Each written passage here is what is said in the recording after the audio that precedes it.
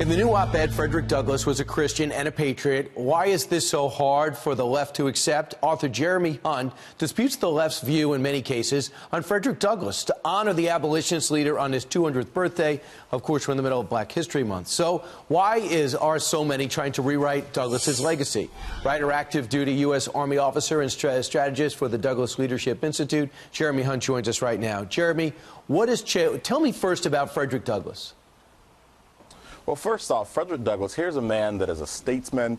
He was a fiery abolitionist. He was also an ordained minister. And so he loved God, he loved his family, and he loved his country. And so that's what I'm just so confused as to when did that become so controversial. But his life is worth emulating by all Americans today. The way that he fought so adamantly against the evils of slavery while still loving his country.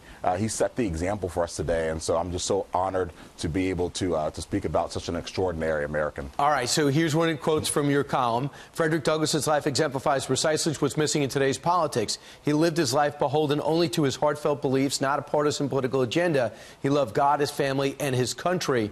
What are people trying to change about his legacy?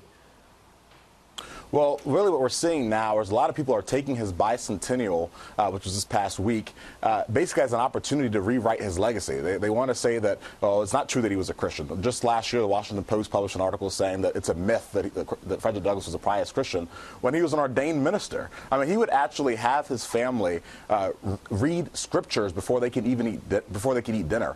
So here's a man that was dedicated to his faith. He talks about it quite extensively in his autobiography, and it's something that's worth talking about, and we shouldn't be taking our contemporary visions and projecting them into the past. We should allow history to speak for itself. In a time in which so many states thought slavery was a good thing, Frederick Douglass was not only a power player, he was a power player to presidents, and he was an important voice to Lincoln. Absolutely. I mean, Lincoln referred to him as his friend.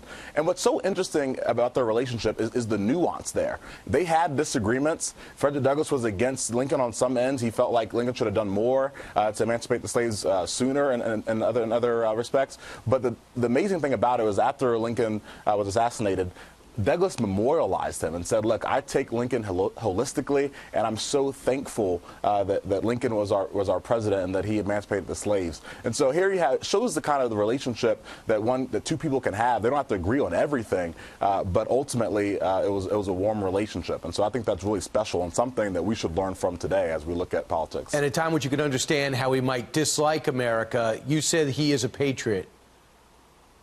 Absolutely. On two things. One, here's a guy that ultimately, after the emancipation of the slaves, he ended up being the first black to be appointed to a federal appointment. He was the U.S. Marshal to the District of Columbia, and he was actually confirmed by the Senate. So he served his country as a statesman. He was also an official emissary to Haiti as well. And even before that, it was very interesting. He had his own abolitionist newspaper called the North Star, and during that time, he actually broke away from William Lloyd Garrison and other abolitionists at that time because he did not believe that slavery and that evil was written into the Constitution of the United States. He didn't believe that was written into the DNA of our nation. And so he actually had a big split with him at that time, basically saying, hey, this is not what America stands for. And he exhorted America to live up to its creed. Yeah. And that's why he fought so adamantly against slavery. You're not wasting a minute if you read about his life, and you certainly reflecting on and analyzing it was a benefit to everyone. Jeremy Hunt, thanks so much. Thank you so much. Appreciate it.